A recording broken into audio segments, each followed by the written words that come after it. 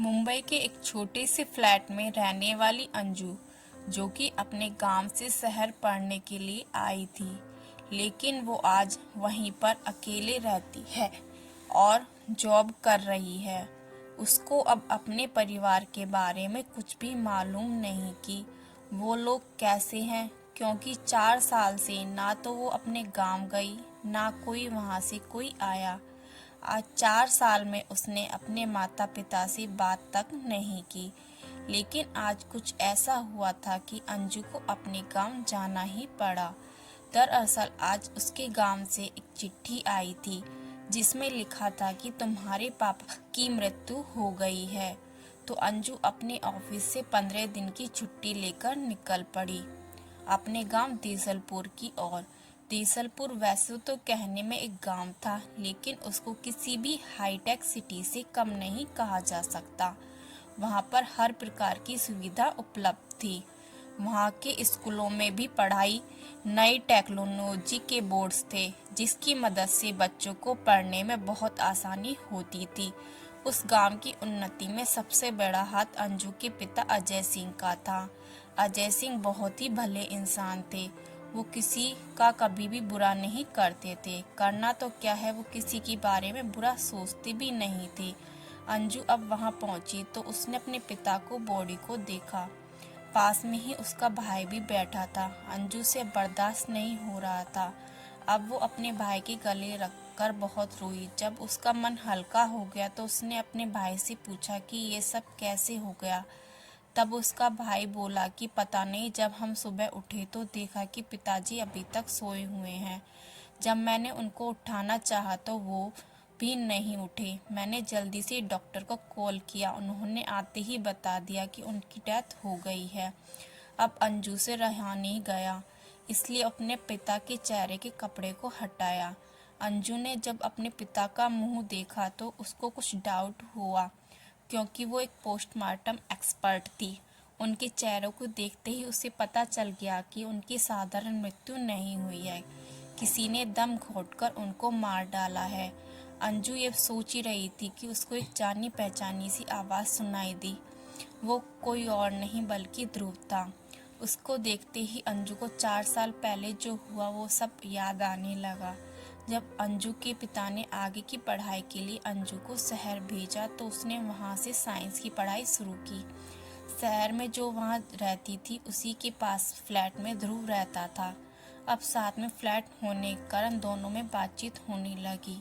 कुछ समय बाद दोनों की दोस्ती भी हो गई, और दोस्ती को प्यार में बदलने में समय तो लगता ही नहीं।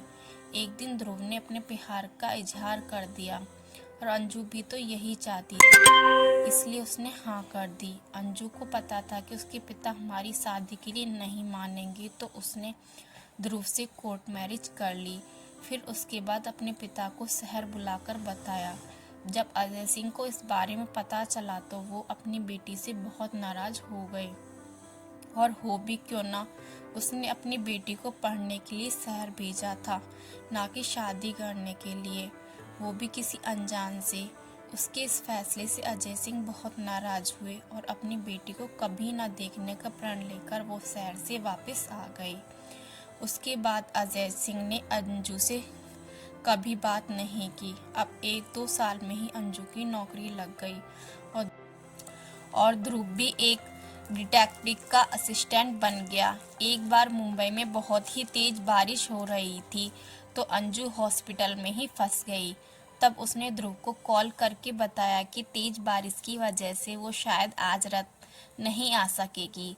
लेकिन कुछ समय बाद हॉस्पिटल के एक सहकर्मी ने उसको कहा कि मैं तुमको घर छोड़ दूंगा। कुछ समय बाद अंजू घर पहुंच गई और उसने दरवाज़ा खटखटाया।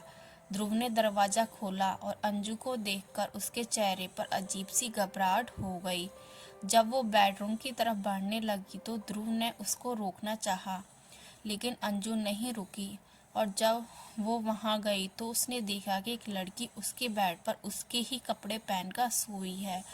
अंजू को बहुत ही गुस्सा आया और अगले दिन उसने ध्रुव का घर छोड़ दिया और अपनी एक सहेली के घर रहने चली गई। ध्रुव ने उसको बहुत समझाना चाहा, पर वो कुछ सुनने को तैयार नहीं थी। आज 2 साल बाद जब उसने ध्रुव को देखा तो उसे लगा कि अब उसकी बात सुननी चाहिए कि उस रात क्या हुआ था। ध्रुव ने उसको बताया कि जब उसका फोन आया उसके कुछ देर बाद एक लड़की ने मेरा दरवाज़ा खटखटाया। जब मैंने दरवाज़ा खोला तो सामने मेरी एक दोस्त थी जो पूरी तरह से भीगी हुई थी।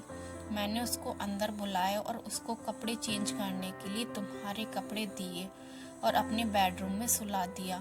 मैं बाहर सोफे पर सोया था, लेकिन तुमने कभी मेरी पूरी बात नहीं सुनी और जल्दबाजी में फैसला ले लिया मुझसे दूर होने का।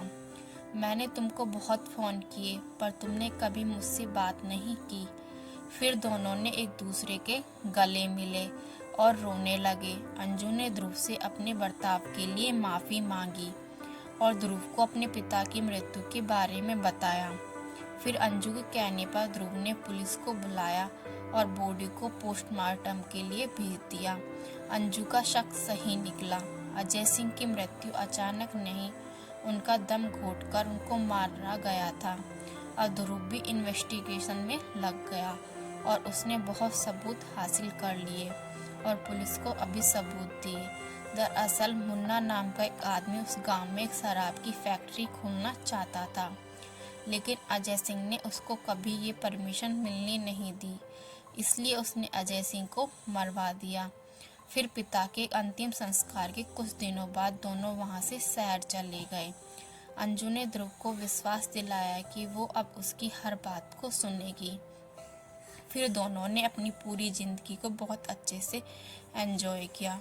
तो दोस्तों, अगर आपको हमारी ये कहानी पसंद आई हो तो लाइक, शेयर एंड सब्सक्राइब कीजिएगा।